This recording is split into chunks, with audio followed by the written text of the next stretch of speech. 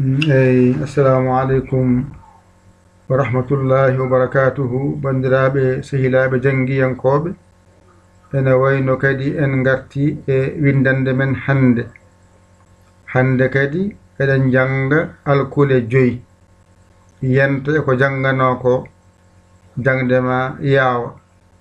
kala ko janga hen yo ɗiggu ko ɗiggi ko wallanma gandal ma yaawa hande eɗen janga laa mawɗo e laa tokoso hay ko ɗo mbinomi on I mawɗo e laa tokoso ene nandi hay ɗo o arti ɗo ɓe nandi mbaadi wadde teskuye ma yo wonɗo no moƴƴi ko ɗo woni wiyete laa sayi tan o woni ɗo o wondi e a tokoso wima laa o wondi e I tokoso taw wona ko fooɗi ni wawi no gadda manga tokosal mbiya I kono so woni ka wayni way tan ni tan o way yeeso woni a o wonti laa wadde paama ko laa mawɗo e laa tokoso ngoodi ari ardi ɗum jangate e laa maane ko ma mawɗo e ma tokoso ari ardi ɗo so ɗiggi a sirti ko wiyete ma wadde ma mawɗo ma tokoso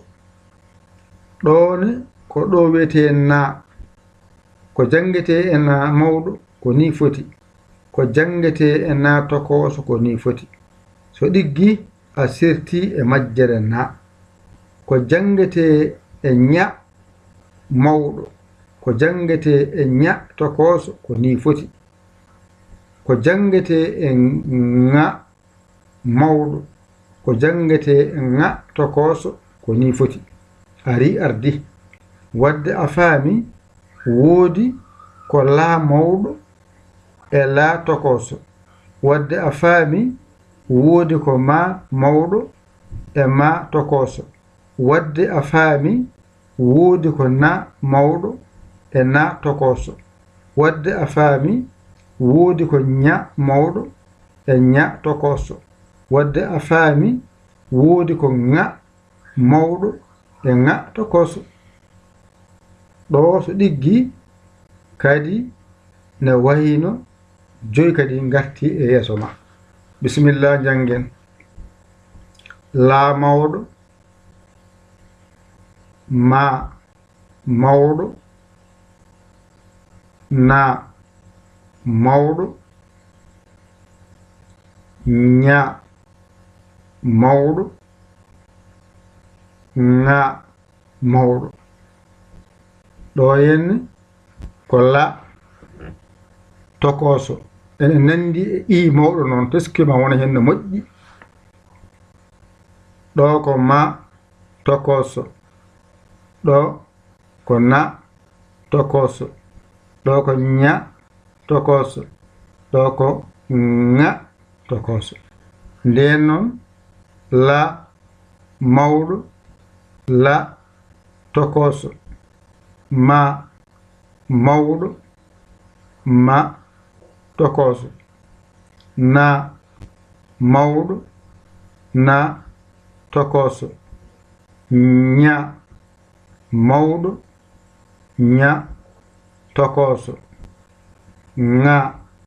mawɗo ŋa tokoso bisimillah jangen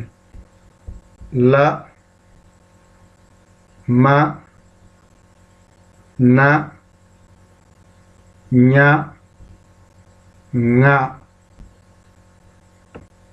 la tokoso ene nandi e I mawɗo teskuyema wona hen no moƴƴi ɗo noon ko la jangaten la tokoso ma tokoso na tokoso ña tokoso ŋa tokoso ɓamten ɓaaren la mawɗo ma mawɗo na mawɗo ña mawɗo ŋa mawɗo ɗo ko laa tokoso teskuye ma wona heen ene nandi e i mawɗo ɗo ko ma tokoso ɗo ko na tokoso ɗo ko ña tokoso ɗo ko ŋa tokoso alhamdulillahi timmi wadde en keɓi hande laa mawɗo tokoso en keɓi ma mawɗo tokoso en keɓi na mawɗo tokoso en keɓi ña mawɗo tokoso en keɓi ŋa mawɗo tokoso alhamdulillah nden noon ƴette kuɗi mon e carnet mon mbajir ɗon janggon ɗigga on koola koye mon ƴeewe camorɗo on ɗakkoɗon saɗa makko o holla on o holla on haƴiron laawol on dañamon holla on nodde en